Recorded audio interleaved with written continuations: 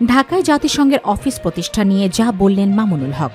জাতিসংঘের মানবাধিকার অফিস প্রতিষ্ঠার মাধ্যমে বাংলাদেশের ওয়াশিংটনের আধিপত্য বিস্তারের যে কোনো ষড়যন্ত্র রুখে দেয়া হবে বলে হুঁশিয়ারি দিয়েছেন বাংলাদেশ খেলাফত মজলিসের আমির মাওলানা মামুনুল হক।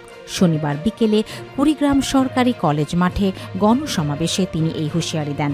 শাপলা চত্বরে গণহত্যা, বৈষম্য বিরোধী ছাত্র আন্দোলনের গণহত্যা বিচার ও খেলাফত প্রতিষ্ঠার আন্দোলনে গণজাগরণ সৃষ্টির লক্ষ্যে এই গণসমাবেশ অনুষ্ঠিত হয়।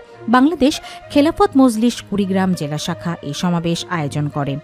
মামুনুল হক বলেন, আওয়ামী লীগের বাকশালী ফ্যাসিবাদী নতুন রূপ জাহিলিয়া যুগের নব্য লেডি ফেরাউন খ্যাত ভারতীয়ের একটি অঙ্গরাজ্য প্রতিষ্ঠার স্বপ্নদ্রষ্টা শেখ হাসিনা ও তার জুলুম ও ফ্যাসিবাদের মাধ্যমে বাংলাদেশের সমস্ত স্বার্থ জলাঞ্জলি দিয়ে একটি রাষ্ট্রের স্বার্থ রক্ষা করে চলেছিল। 5 আগস্ট ছাত্র জনতার যে বিজয় অর্জিত হয়েছে তা ধরে রাখতে সবাইকে ঐক্যবদ্ধ হতে হবে। তিনি বলেন, আগামী বাংলাদেশ হবে ইসলামী রাষ্ট্র ব্যবস্থার 90% মুসলমান রাষ্ট্রে, আর ভারতের আধিপত্য মেনে নেওয়া হবে না।